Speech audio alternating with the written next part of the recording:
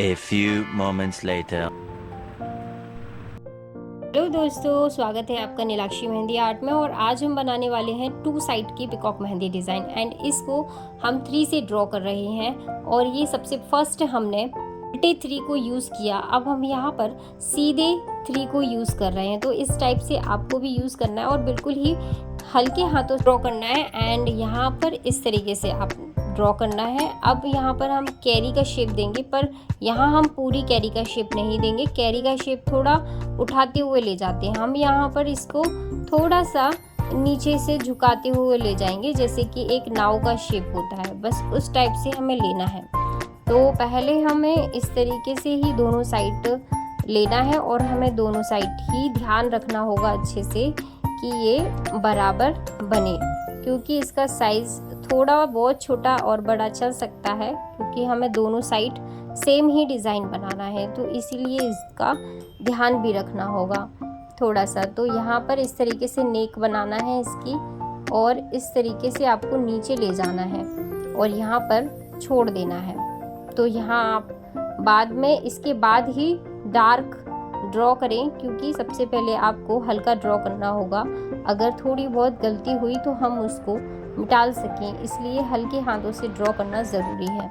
And अब यहाँ से हमें ले जाना है और इस टाइप से हमें फिर से जैसे हमने इधर बनाया और इसको थोड़ा सा पतला करते हुए और इस तरीके से हमें यहाँ पर नीचे छोड़ना है इसको, क्योंकि अब नेक्स्ट हम यहाँ से मोर के पंख बनाने वाले हैं। तो मोर के पंख बनाने के लिए हम इस साइड से थोड़ा सा पीछे से यहाँ से मोर के पंख बनाना शुरू करेंगे एंड यहाँ पर एक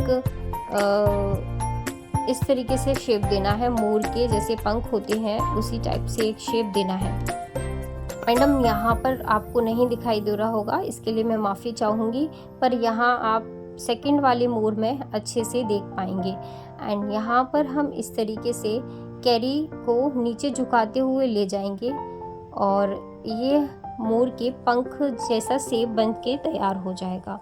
तो इस तरीके से आप इसको बना सकते हैं। पहले आप ध्यान रखिएगा कि हल्के हाथों से ही इसको ड्रॉ करें एंड बाद में जब डिज़ाइन सही लगे आपको, तभी उसी के बाद आप इसको बोल्ड करें।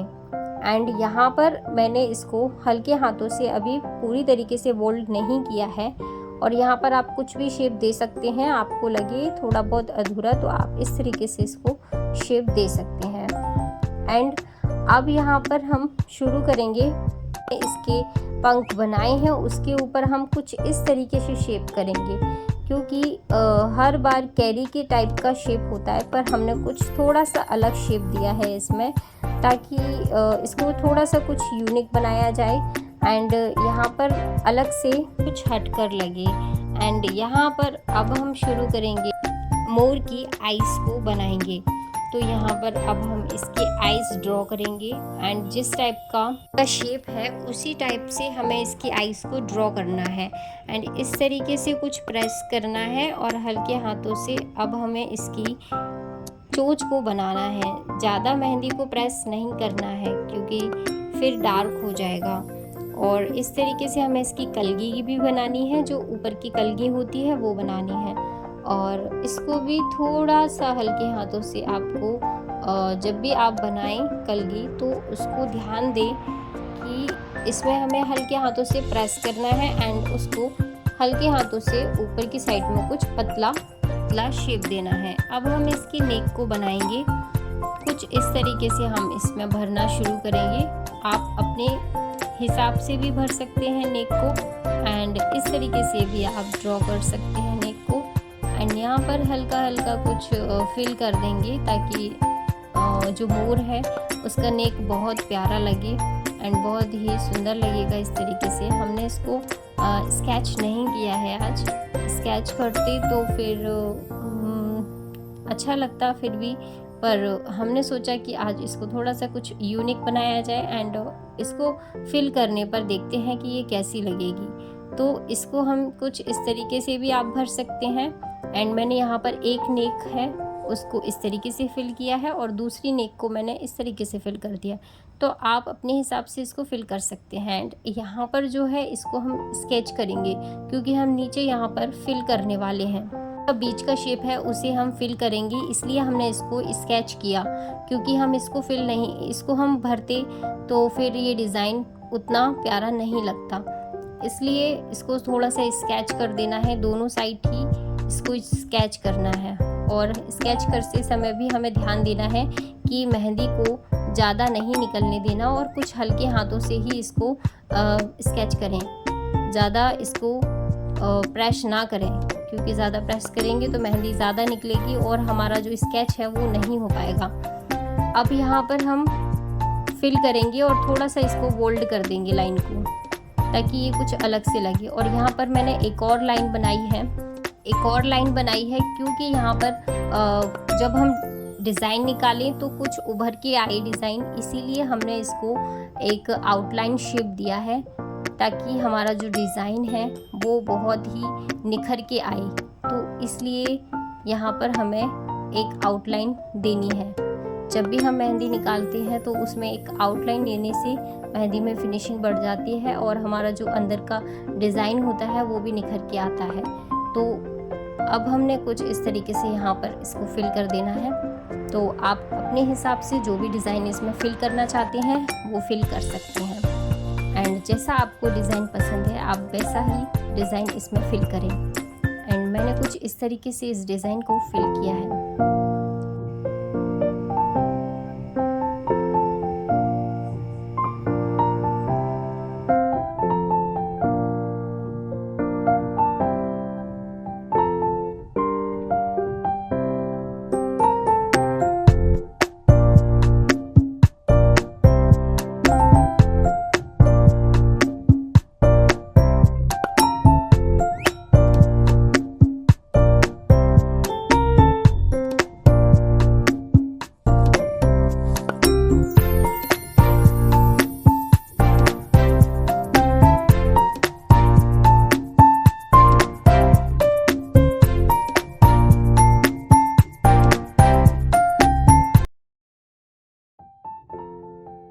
तो अब यहाँ पर हम इसको बोल्ड करेंगे। अब लाइन को इस तरीके से आप बोल्ड कर दें तो ये और भी डिज़ाइन निखर के आएगा एंड मोर और भी प्यारा लगेगा। एंड ये डिज़ाइन इसी तरीके से जब भी हम कोई भी डिज़ाइन बनाते हैं तो पीछे से उसको बोल्ड करना ज़रूरी होता है, ताकि हमारा जो डिज़ाइन है वो और भी निखर के आए। तो इस तरीके से हमने इसको बोल्ड किया।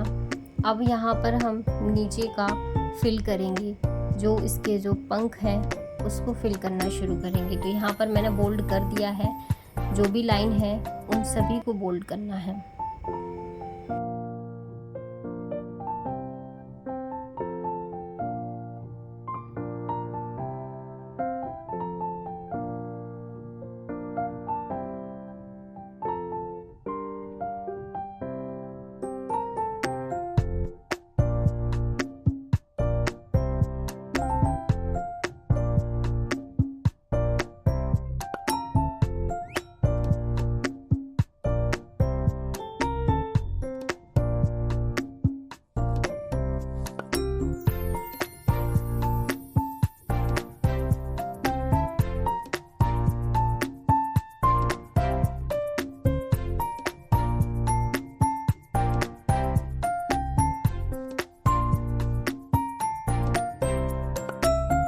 अब यहाँ पर हम कुछ इस तरीके से हमें एक ड्रॉप टाइप का डिज़ाइन बनाना है, और अपने अनुसार आप इस तरीके से इसको गोल भी बना सकते हैं, ड्रॉप डिज़ाइन भी दे सकते हैं।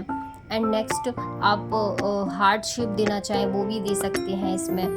तो आप जिस तरीके से आप इसमें शेप देना चाहें वो दे दें। फिर अब इसके बाद हम नेक्स्ट इस वाले में भी सेम इसी तरीके से डिज़ाइन करेंगे, क्योंकि हमें सेम ही डिज़ाइन रखना है। जब मोर सेम है उनके पंख भी सेम होने चाहिए। और मैंने इसलिए इस डिज़ाइन को एक ड्रॉप डिज़ाइन इसलिए लिया है क्योंकि मोर के जो पंख होते हैं वो कुछ इसी टाइप के होते हैं, तो इसीलिए इस डिज़ाइन को लिया है।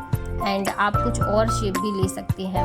तो अब यहाँ पर हम फिल करेंगे। तो देखिए फिल किस तरीके से कर रही हूँ मैं। आपको इसको स्केच टाइप में फिल नहीं करना है, आप इस ड्रॉप डिज़ाइन को भी एक हल्का सा अंडरलाइन करें।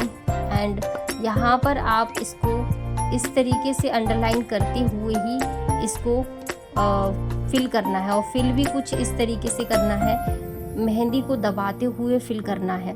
इसको कम या ज़्यादा नहीं निकालना है, बिल्कुल इस तरीके से निकालना है कि हल्के हाथों से निकलता जाए। और एंड फिल होने के बाद ये बहुत ही सुंदर डिज़ाइन निकल के आएगा और बहुत सुंदर लगेंगे। इसके जो पंख होते हैं वो बहुत सुंदर लगेंगे, तो इसलिए मैंने इसको फिल किया है, क्योंकि फिल करने से ज़्यादातर जो पंख होते हैं वो मोर के बहुत ही प्यारे लगते हैं। तो इस तरीके से मैंने इसको फिल करना पसंद किया। एंड आप भी फिल कर सकते हैं, एंड कोई और डिज़ाइन निकालना चाहे तो वो भी निकाल सकते हैं। एज आपकी चॉइस है, आप किस तरीके से इसमें डिज़ाइन फिल करना चाहते हैं। इस तरीके से आप भी इस डिज़ाइन को फिल कर सकते हैं एंड अपनी मेहंदी को और भी इस मोर को और भी प्यारा बना सकते हैं। तो इस तरीके से आप इसको फिल करें, और फिल करते समय आप ध्यान दें कि मैं किस तरीके से इसको फिल कर रही हूँ। और इसको आउटलाइन भी करना है, ताकि मेरी मेहंदी ये जो मेहंदी है वो फैल रही है, तो इसलिए मैंने इसको आउटलाइन किया है। एंड जब मेहंदी फैलती नहीं तो इसको आउटलाइन करने की कोई ज़रूरत भी नहीं थी। तो इस तरीके से आप भी आउटलाइन कर सकते हैं, आप इस तरीके से बना सकते हैं इस डिज़ाइन को। एंड ये डिज़ाइन बनके रेडी हो चुका है, और आप मुझे कमेंट ज़रूर करें कि ये डिज़ाइन आपको कैसा लगा है। एंड दोस्तों, ये मेहंदी बनाने में, इसको वीडियोस बनाने में बहुत मेहनत लगता है, तो आप प्लीज़ एक लाइक एंड सब्सक्राइब ज़रूर करें और मेरा मोटिवेशन भी बढ़ाएं। ऐसे ही ट्यूटोरियल वीडियो सीखने के लिए आप हमारे चैनल को लाइक, सब्सक्राइब एंड कमेंट ज़रूर करें। धन्यवाद।